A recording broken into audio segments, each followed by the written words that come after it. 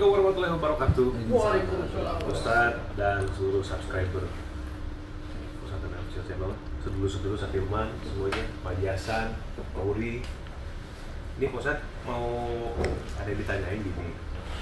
Di yang sekarang menjadi pola pikir banyak orang, mudah-mudahan kita tidak termasuk ya, Pak Ustadz. Jadi begini, Allah mengatakan barang siapa yang terzolimi kan gitu ya Pak Ustadz. Maka Allah akan mengangkat derajat orang tersebut begitu. Ketika orang terzolimi, maka Allah akan mengangkat derajat orang tersebut. Pengertian adalah ketika orang tersebut terzolimi di saat orang itu menjalankan apa yang Allah perintahkan, apa yang Allah larang dalam keadaan beriman, kemudian dizolimi, baru Allah angkat derajatnya kan begitu. Sekarang kenyataannya nih Pak Ustadz, teori ini itu menjadi sebuah tren tertentu menurut saya, di mana bahwa ketika seseorang itu terzolimi dalam tanda kutip, orang itu mendapatkan banyak keuntungan. Gini contohnya, orang ini sengaja ingin dizolimi dalam bentuk bulian begitu, melakukan hal-hal yang mengundang banyak kontroversi, kemudian dibully, kemudian namanya naik, akhirnya banyak masuk pekerjaan lain sebagainya. Tapi dapat keutamaan juga kok. Tadi kan dizolimi Allah angkat derajatnya. Ini juga ingin dizolimi kemudian dapat keuntungan juga. Ya kan? Dapat. Bahkan ya katakanlah dengan dia akhirnya dipakai untuk sebagai model iklan dan lain sebagainya. Apakah itu bentuk Allah mengangkat derajatnya? Seperti apa, atau istidraj seperti apa? Ya memang kalau seorang dizolimi itu kan tergantung niatnya juga ya. Kalau lihat dari Mas Bobi itu kan ada seseorang yang memang niatnya dia terzolimi, tapi di masa depannya dia nanti banyak viewer atau banyak endorse. Ya kan gitu ya. Berarti dia dizoliminya dia itu akan memberikan keuntungan. Ini sisi dari kalau dia melihat sisi ini dari medsos. Dari sisi medsos seperti itu. Berarti tidak ada unsur mencari rizki yang halal. Bukan, ini tidak masuk mencari rizki yang halal. Karena dia kelihatannya dizolimi, kelihatannya, tetapi itu rencana dia agar dia itu banyak endorse yang masuk, banyak viewer yang masuk, yang itu sendiri menguntungkan dia secara finansial, dan dia sudah merencanakan. Itu bukan rezeki yang halal dari situ, enggak, itu malah haram itu dikatakan. Walaupun kopi terselubung ya, itu terselubung karena orang nggak ngerti. Nah, orang-orang yang terzolimi itu adalah termasuk salah satunya berhubungan doa orang yang terzolimi itu kan kebanyakan dikabulkan oleh Allah Ta'ala. Ini salah satu hadisnya kan begitu ya. Jadi doa orang yang teraniaya, terzolimi. Nah, ini jangan dihubungkan dengan yang medsos tadi, nggak bisa itu dihubungkan. Nah, yang harus kita sadari adalah orang yang terzolimi ini dia harus menjalankan ya ayyuhalladzina amanu ista'inu bis-sabri was-shalah. Nah, di sini diceritakan bahwa seorang yang beriman itu mintalah pertolongan kepada Allah dengan sabar dan sholat. Nah, ini ada suatu masalah, kemudian dia mencoba untuk menyelesaikan masalah ini dengan sabar. Sabar itu tidak diem. Sabar itu melakukan aktivitas yang berhubungan dengan akidah-akidah kita. Contoh umpamanya ada masalah yang dizolimi dari sisi sesuatu, entah dari sisi fitnahan, entah dari sisi hujatan, entah dari sini, padahal dia tidak melakukan hal yang seperti itu. Yang mengundang orang untuk mengundang orang itu akhirnya menzalimi dia, kan gitu ya. Nah, orang yang ini dia kembalikan langsung pada Allah Ta'ala, saya tidak melakukan, tapi ini zalimi. Nah, di orang tersebut ini berkecamuk emosi. Loh, kenapa emosi orang ini berkecamuk sebagai seorang yang beriman? Ya, orang ini wajar, namanya manusia.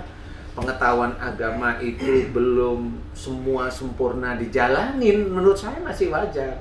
Cuma memang harus bertemu dengan seorang yang menurut orang ini adalah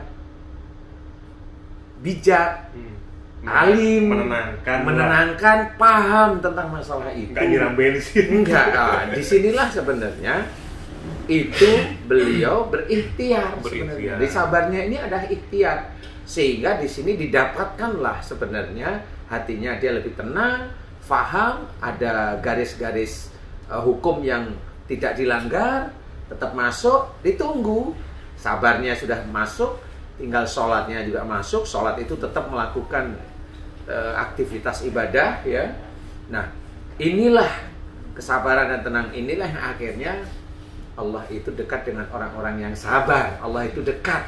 Jadi maksudnya Allah dekat itu adalah orang ini nanti suatu ketika dari proses dia itu terzolimi, dia mau meminta sesuatu atau tidak minta sesuatu, Allah akan memberi sesuai dengan apa yang dia inginkan, tapi tidak merusak akidahnya. Biasanya seperti itu. Apa yang dia inginkan tapi tidak merusak akidahnya. Walaupun Susah, itu, ya? Gimana itu? Ya. itu maksudnya orang itu berdoa, tapi doanya itu kira-kira terlalu besar. Dia punya iman, nah Allah memberi tapi tidak merusak akidah. Bisa saja diberi sesuai dengan porsinya dia mampu. Walaupun itu duniawi, walaupun itu duniawi, silahkan. Karena kalau kebablasan dia itu diberi lebih, dia bisa ujub, bisa riak dan sebagainya. Itu terus gitu. Ya memang nggak boleh begitu. Itu kan sama, umpamanya saya nih. Saya pingin masuk MNC TV nih. Ada Pak Haji Hasan gitu. Saya cerita. Saya mencoba untuk orang yang teraniaya di depan Pak Haji Hasan lah. Wah, saya sama teman-teman Ustadz ini saya gini. Kan terenyuh Pak Haji Hasan. Padahal di otak saya itu biar saya itu masuk MNC TV, itu kan beda itu namanya. Ada triknya ya? Ada trik istilahnya. Apakah trik itu benar? Selama itu yang dia ceritain emang benar, tetapi kebenaran ini juga tidak membuka sesuatu aib saudaranya yang lain, umpamanya. Ya kalau menurut saya masih boleh lah gitu. Tetapi kalau itu sudah membuka aib saudara yang lain, kemudian dia menjadikan dia lebih hebat, kelihatan begini sehingga Pak Haji Hasan, wah ini kayaknya hebat nih. Dibungkus dengan empatinya. Dibungkus itu, ya itu belum tentu itu bisa dikatakan rezeki yang dia dapatkan itu halal. Biasanya nanti kalau umpamanya saya masuk MNC TV, kesombongan yang muncul pasti. Nih saya masuk TV nih. Saya masuk TV nih. Kalau masuk TV saya kan biasanya off air sekian nih. Saya nggak mau, off airnya harus naik gitu. Itu kan tricky namanya. Yang akhirnya yang dulunya itu katanya lillahi ta'ala, akhirnya gelundung. Gelundung itu maksudnya jatuh ya. Tidak ada Allahnya sama sekali. Akhirnya yang muncul adalah kesombongan. Saya sudah terkenal, off air saya sekian. Ya kan nggak boleh seperti itu. Nah, inilah yang nah itu harus hati-hati di titik itu gitu loh. Nah, orang yang terzalimi itu tetap harus ada garis-garisnya. Namanya dia difitnah. Gimana caranya dia itu menenangkan hati difitnah, apalagi fitnahnya itu masuk ke YouTube umpamanya kan gitu. Wah, itu kan orang itu bisa demam 3 hari sampai seminggu dulu. Bisa ya tadi? Bisa. Video gara-gara video dua. Bisa itu. Gara-gara YouTube yang memang tidak menurut kita itu tidak apa namanya ya? Tidak bernilai lah istilahnya. Ini YouTube ini mau menghujat, YouTube itu mau mengacaukan. Padahal itu juga sama aja. Siapa tahu orang yang ambil YouTube itu adalah orang-orang yang non-muslim. Ngapain kita mikir gitu? Kan gitu. Buser-buser itu kan banyak. Orang di YouTube mah kan goib, misalnya kalau kita nggak tahu siapa orangnya. Iya. Lah kalau digituin mah biasa aja. Nah kalau orang itu muslim, nah ini baru kita menata. Kalau itu muslim, ya jelas dia muslim. Siapa dia? Saudara kita. Mamanya memfitnah Mas Bogi pakai YouTube, wah disebarin. Viewer itu baru 1 hari jutaan mamanya. Dengan isian itu dia sendiri. Nah, gimana caranya? Mas Bobi pasti cenut-cenut kepalanya, gitu kan gitu. Cara mensikapinya adalah biarin aja dia menekuk kenikmatan duniawinya dia. Lewat AdSense itu. Iya, lewat itunya dia. Kalau saya seperti itu, karena apa? Dia sudah membuka pintu nerakanya dia sendiri. Sebenarnya dia sudah membuka pintu nerakanya.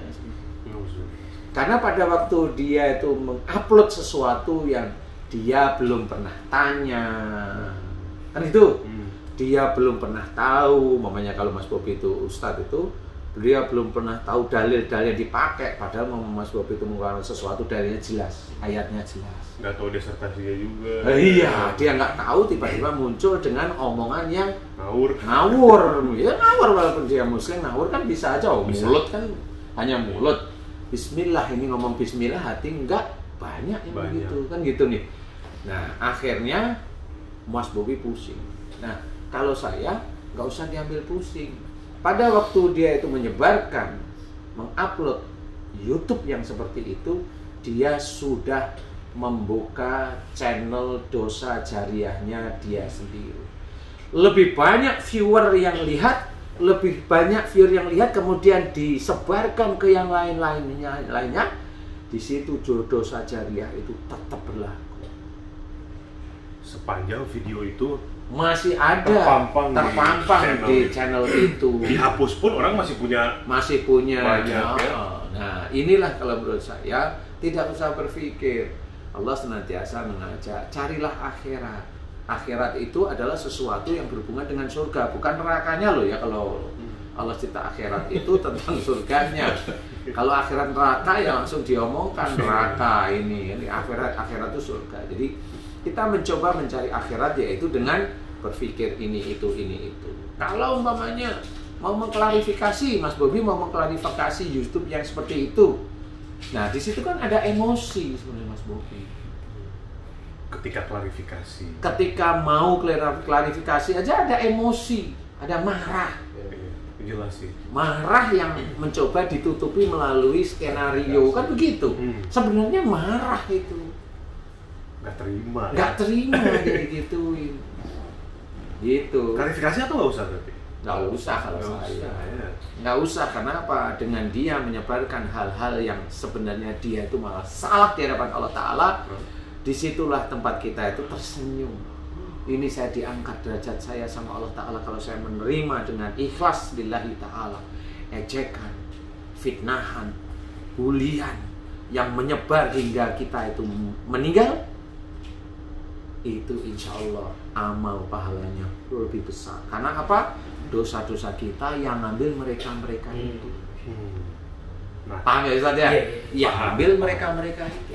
Kalau dosa kita itu sudah habis, insya Allah ya, kemudian bulian ini masih berjalan, amal mereka yang dikasih ke kita. Nah, seumpama permasalahan public figure ya, public figure itu kan yang namanya public figure ya, penyambut banyak orang. Terkadang mungkin si public figure ini, atau gini, gak usah public figure sama ada satu permasalahan tapi sudah memasyarakat beritanya gitu ya. Akhirnya dibutuhkan klarifikasi. Kenapa? Karena untuk menjadi jawaban banyak orang yang mengkonsumsi berita tersebut. Nah, itu bagaimana menurut Pak Ustadz? Tetap harus klarifikasi atau memang jangan? Kalau saya sih, namanya public figure itu kan beda dengan para pendakwah ya. Kalau saya cerita, belum tentu orang dakwah itu juga kalau dapat cacian itu diam-diam aja gitu. Beliau bisa serahkan sama Allah, belum tentu. Bisa aja malah dia itu kesannya merendahkan diri tapi mengeluarkan gayanya dia bahwa dia lebih hebat daripada orang yang membuli. Ya banyak yang seperti itu. Nah, kan gitu. Jadi dia sendiri yang sebenarnya tahu tentang persoalan teori ilmu agama itu sendiri malah lupa, nggak dikerjain. Gitu maksudnya. Nah, kalau menurut saya ilmu agama itu harus dipraktekin. Gitu. Jadi ya prakteknya seperti itu ya, sabar aja ditunggu. Istilahnya kalau ada orang didolimi, Allah itu hanya cuma Disuruh aja orang itu mendoakan agar orang tersebut diselamatkan oleh Allah Ta'ala. Ini itu menunggu Allah aja. Berarti boleh orang berpikir bahwa udah, nanti Allah yang akan menunjukkan.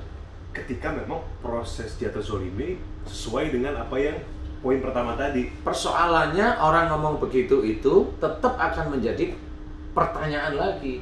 Dia memang takut dengan orang itu, atau dia hanya menyerah kepada Allah, atau dia menjalankan hukum-hukum Allah. Nah, kan beda sudah. Yang takut dan juga dibungkam. Itu nggak ada nilai ibadahnya. Tapi paling dia dapat sabarnya. Kalau dia nggak balas dapat nilai sabarnya. Kalau karena takut. Karena takut. Tapi bukan takut itu jadi sabar. Ya sabar tapi kan marah dia sebenarnya. Iya. Kan? Nah itu tetap nggak bisa dapat sabarnya. Rumit ya.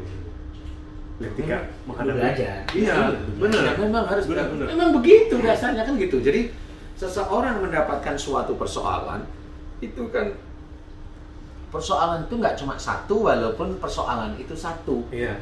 Cara menangani persoalan itu kan banyak cara, banyak hukum-hukum yang harus kita kerjakan. Nah, kesabaran itu jangan sampai kita itu melanggar hukum-hukum agama kita sendiri. Dengan dalil kita sendiri. Dengan dalil yang sudah ada dalam Quran, dalam hadis yang sahih. Itu memang harus kita itu berpikir di situ itu. Nah, titik kita itu berpikir itulah malaikat itu mencatat. Benar kamu sudah, benar gitu tulis, benar. Takut kamu yang nggak dapat. Kan gitu. Iya kan? Iya sih. Takut ya. Takut itu kan nggak dapat. Selain kepada Allah. Iya, kecuali kalau memang ya saya serahkan sama Allah, selahnya gimana? Ya kan saya tahu. Kalau memang saya dibully, saya sebenarnya bisa membalas kok. Apa yang diomongkan dia salah. Saya tahu. Tapi kenapa nggak dibalas? Enggak. Itu saudara saya. Saya tetap harus melindungi aib saudara saya. Nah, kan beda nih. Pada waktu ngomong saya harus melindungi aib saudara saya, dia ngamalkan ayat dan hadisnya banyak sekali. Dia mengamalkan itu. Kenapa kan nggak kamu balas? Udah biarin aja. Nanti kalau saya mau membalas dengan begitu, berarti kita bentrok Islam sama Islam. Saya nggak mau. Kita itu satu saudara. Kenapa harus bentrok? Dia mengamalkan ayat yang lain juga. No, kan ini kan beda nih. Berarti ini dia mencari penyelesaiannya itu benar-benar lillahi ta'ala, itu seperti itu. Ya makanya kan Ustaz, sabar itu artinya menahan. Menahan diri untuk melakukan sesuatu yang sebenarnya dia bisa lakukan. Iya. Ngebalas itu sebenarnya dia bisa. Iya. Hanya dia menahan dirinya untuk tidak membalas. Tidak membalas sebenarnya. Nah itu aja. Jadi dia menyerahkan kepada Allah saja. Menyerahkan, dan dia tahu dasar-dasar hukumnya itu tahu. Nah inilah yang dinilai oleh Allah Ta'ala itu. Wah, sabar itu begitu. Ini ujian, di grup ini saling hujat. Ini ujian bagi yang mendengar. Panggil, "Bo, jangan berantem toh." Nah itu malah bagus ya, cukup itu kasih tahu. Kan amal kebaikan dia bisa menghapus keburukannya dia, kan gitu. Iya. Kalau dia untuk dihapus untuk keburukan dia lagi, kapan dia sempat punya amal soleh? Itu kira-kira yang